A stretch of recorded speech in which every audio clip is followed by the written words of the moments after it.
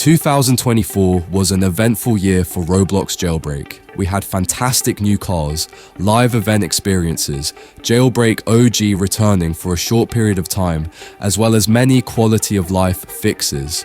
This video is made specifically to reflect on what changes the game had throughout the past year, especially for those looking back much later on how the game evolved. As a recap of the content that was added in mid-December of 2023 before we entered 2024, the most notable changes introduced were the oil rig robbery, after weeks of speculation that it was in the works, which was incredibly positively received. The cherry on top was a crate washing up on shore next to the oil rig, introducing the Carbonara, an open-top sports car. While it received mixed feedback in terms of overall practicality compared to the runner-up submission, the Polaris V8, it still holds its ground with a fairly decent value of 4.5 million, featuring unique backfire flames from its exhausts. The Carbonara became limited and tradable on December the 27th, 2023. The other new content going into 2024 included the speed yacht as an alternative to the jet ski for robbing the oil rig, with additional features introduced in this update being the radiant pink color, the winter map itself, and Season 19 content, notably introducing the frost crawler, along with various cosmetic items such as rims, spoilers, and furniture. If it wasn't apparent that the December 2023 winter update was significant, you should be aware that between January 1st and January 31st of 2024, there were mostly bug patches and smaller quality of life improvements added to the oil rig, with the biggest change being triple XP offered right before February. February is when Jailbreak finally got its first official new content added to the game in 2024. With Season 19 concluding and the winter map removed, and Season 20 introduced instead. To say Season 20 was one of the more unique updates would be an understatement, as it was apocalypse themed, with new map changes reflecting this aesthetic, such as the in-game skybox eventually turning into a reddish tint and new cosmetics being added, such as the biohazard rims, radiation machine, and saw blade rims. This update also introduced the Striker, an armored vehicle designed to survive a zombie apocalypse and one of the few vehicles in the game with a minigun, the only other seasonal vehicle with one being the Goliath. The Striker is unique for having its own texture made for the game, but unfortunately suffered in top speed due to its armored design, topping out at only 170 miles per hour with low acceleration. This lower performance made it less popular, but the rest of the Season 20 update brought significant improvements, most notably water drowning mechanics. Players could no longer stay underwater in rivers or oceans for more than a few seconds, which, while initially negatively received, was later improved to be more balanced. The update also added health pools to vehicles, adding more diversity to the number of hits vehicles can take before being disabled based on their armor and design. For example, the Goliath can take several dozen shots from a rifle, while the Volt Bike, based on the Tron light cycle, only withstands a few, equivalent to 3 shots from a pistol. This definitely changed the game's balance, giving players an advantage with slower, more armored vehicles, though this durability doesn't apply to pit maneuvers, but only to gunshots on the vehicle's body. Drivers can still be shot out, especially sniped from across the map. Like in the Goliath, apart from gameplay features, the area near the prison saw smaller map improvements, such as the now iconic Jailbreak sign for running into and a new mountain peak beside it. This update was quite thorough, meeting expectations in terms of quality of life improvements. Next to the new mountain peak, an affordable vehicle, the XRK, costing $299,000 was added, which, while not outstanding, holds its own in versatility and decent ground clearance. Despite this, the apocalypse-themed Season 20 ended up being one of the longest-lasting seasons in Jailbreak, stretched out until mid-April, though we did get what Asimo referred to as a Part 2 update for the Apocalypse season, introducing some additional content midway through the season. This is because throughout February and the beginning of March, Asimo was focused on his new game, Rocketeers, which is not related to Roblox Jailbreak, but is instead an FPS shooter involving rockets with a dynamically braking map. As such, development time was diverted to that project. On March 8th, we got the mid-season update, which introduced a significant amount of extra content for Season 20. First of all, every weapon in the game received a new model, along with new sound effects. Other weapons had their functionality improved, making rifles more viable against players compared to the pistol, which was much needed. This change was very welcome for many, as the weapons had not changed in years, and with this update came improved mechanics such as smarter gun spam detection, a rework of the force field launcher, and adjustments to reload times and damage outputs for weapons like the Uzi, sniper, rocket launcher, and plasma gun, addressing many balancing issues associated with those items. Alongside the weapon changes, there was a jetpack revamp, which removed the paid fuel option, introduced a new design and particles, and made balancing changes to allow cops to arrest players with jetpacks more easily. Prior to this update, jetpacks were somewhat neglected and didn't keep up with the game's meta changes, so while the number of players using jetpacks isn't what it once was, this rebalancing was still a highly requested and needed change. The Tier 3 safe was also revamped, retiring various items from the previous version and adding numerous cosmetics, the most notable being the Hammerhead, a functional ramp car that can ram into other vehicles, launching them into the sky. This update further refined VIP servers with new commands and experimented with a tutorial for new players. However, we believe this feature was removed shortly after, or was simply not replicable on alternate accounts, possibly due to Jailbreak's appeal being its open world format where players naturally explore ways to escape prison and succeed as either criminals or police. There might also have been concerns about the tutorial being exploited by bots or auto-robbers, gaining an unfair advantage in public servers. That being said, this mid-season update, while not introducing a lot of new content like the previous updates, refined existing features and implemented much needed or highly requested changes. There weren't many other significant changes to the game from the mid-season update on March 8th until Badamo announced on March 29th that Jailbreak was turning 7 years old, stating they would be slowing down updates to focus more on quality over quantity and to debloat the game, as many users felt it was getting too many insignificant and niche updates. It wasn't until April 20th that we got the first big news of the next content drop, the Jailbreak Rewind live event, which is quite ironic since this retrospective video is also called Roblox Jailbreak Rewind, though I assure you I am not a benevolent overlord like the game's villain, the CEO, which I will explain in a moment. There was actually a week of intentional leaks by Badamo before this update was released, involving them promoting the live event with possibly over a dozen posts and many more replies under various Badamo accounts. The most iconic post definitively explained everything, with CRTV monitors showing content creators playing different previous versions of Roblox Jailbreak from 2017, 2018, 2019, 2020, making it clear what the live event was about. I will concisely summarize the event for context. The storyline wasn't significant, and the event was more cinematic, focusing on gameplay and action. The main villain, the CEO, went rogue, attempting to destroy the map by summoning aliens. Players had to protect the map from these alien attacks using the new plasma shotgun. You fought off various alien motherships that destroyed structures around the map, but eventually the players got overrun, leading to the only solution being to travel back in time to prevent this future from happening.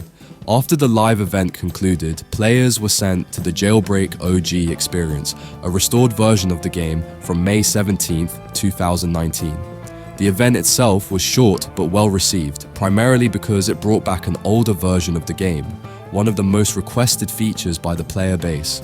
The only complaints were about substantial frame drops due to the physics calculations from the buildings breaking during the alien attacks during the event, which tanked frame rates to single digits even on decent devices, especially for mobile users or those streaming the event. Despite this, the OG Jailbreak recreation was deemed worth it, and participation wasn't necessary unless players wanted an exclusive RIM item from being there. If your device crashed during the event, there were 2 other replays announced for the next couple of days. The OG Jailbreak experience was well received, but interest waned after players learned that progress wouldn't be saved and the mode would be deleted, as Asimo stated he didn't want to maintain two versions of Jailbreak.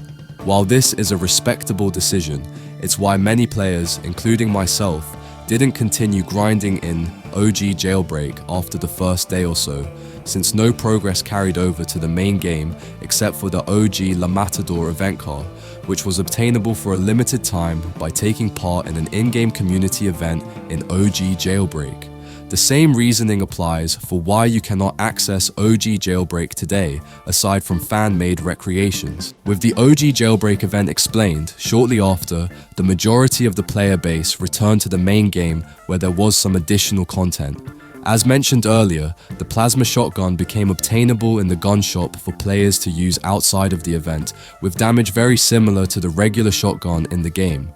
On top of that, Jailbreak received a new season, Season 21, marking April 20th as the finale for the Apocalypse season, which was a relief since it had lasted since late January of 2024.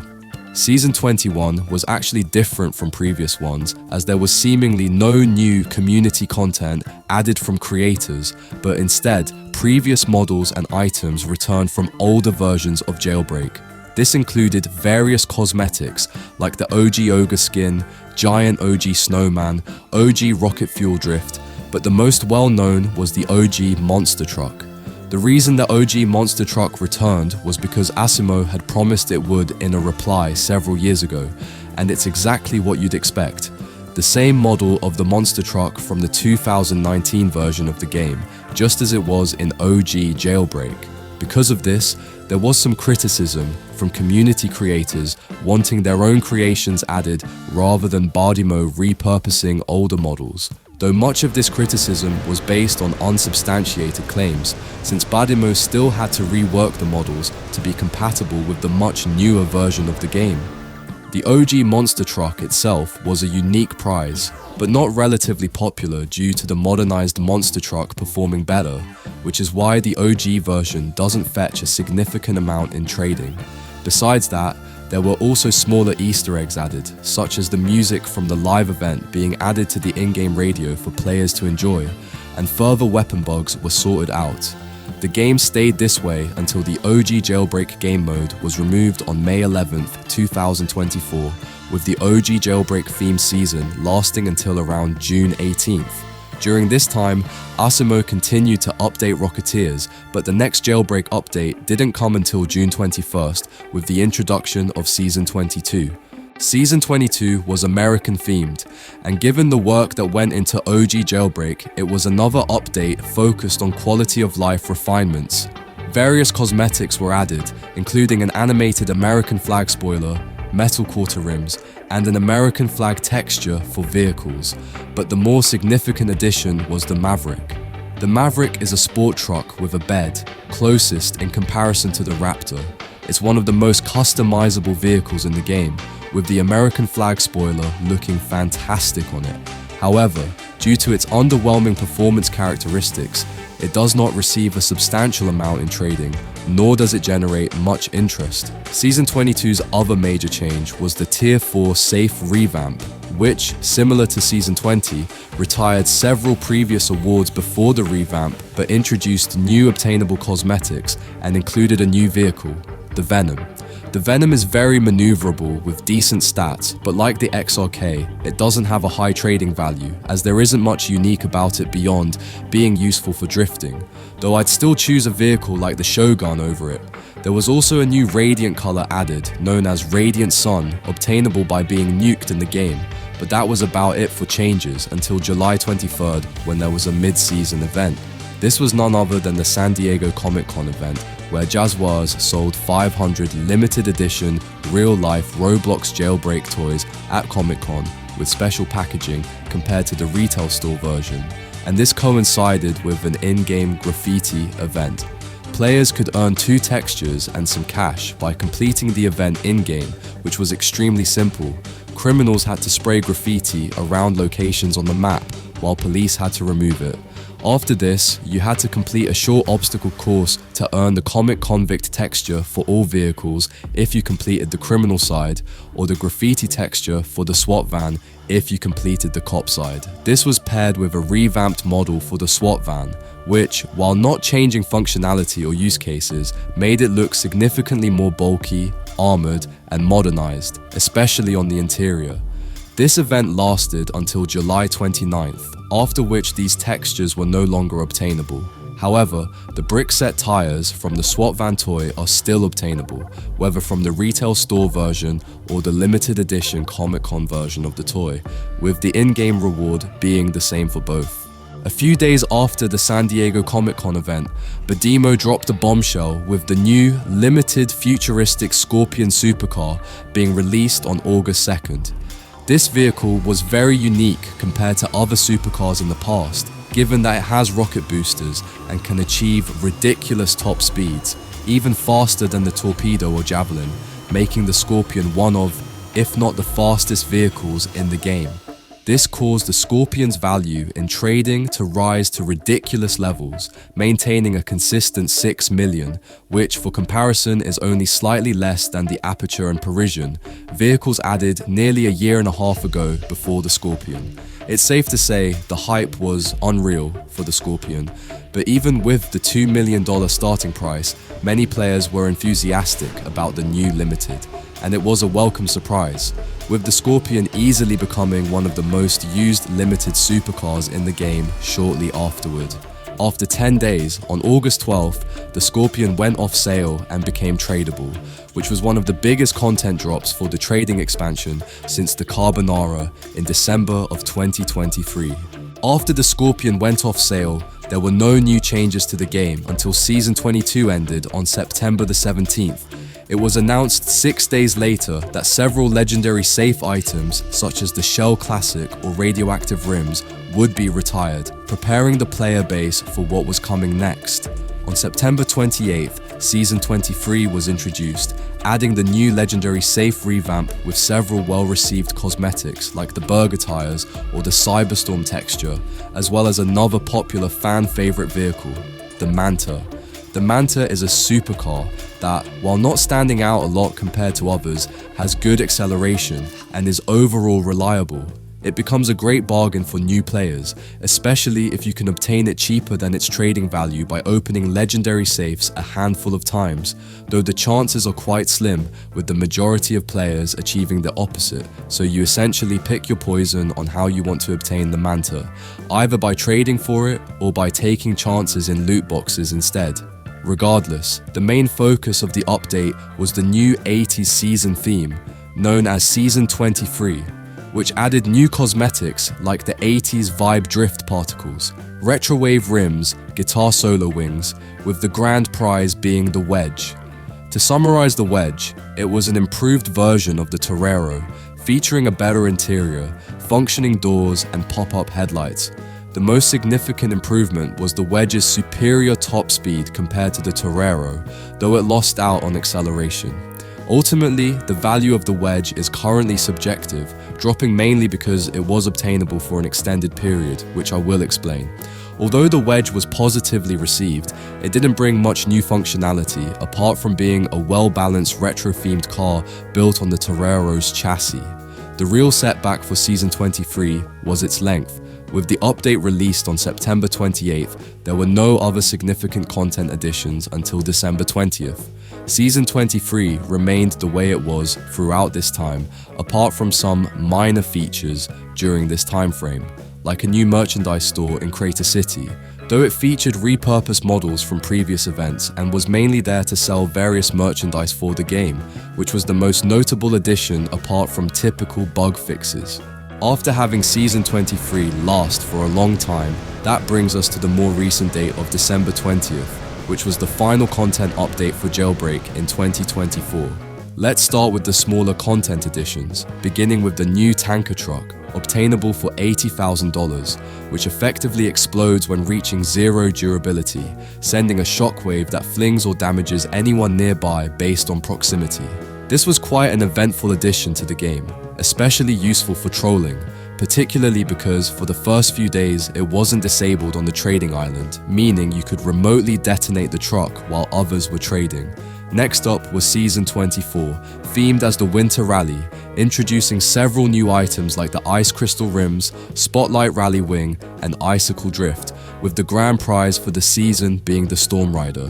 The Storm Rider was somewhat of a surprise because it is one of the most maneuverable vehicles in the game, with an extremely high turn radius, perfect for drifting around the city, though it sacrifices top speed for better handling.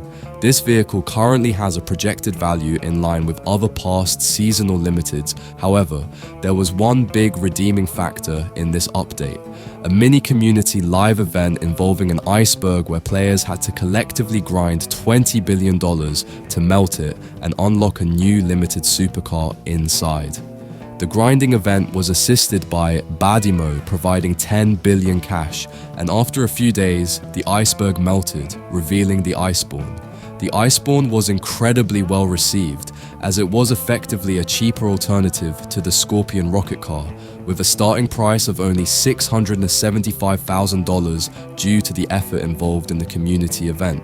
Many players logged in to obtain the vehicle, which has proven to be well liked for its price and already can get reasonable offers in trading upwards of a few million, so we'll see where it goes from here. Those were the main features and content added to Roblox Jailbreak in 2024. If you enjoyed this video, be sure to subscribe to this channel and like the video. Thank you.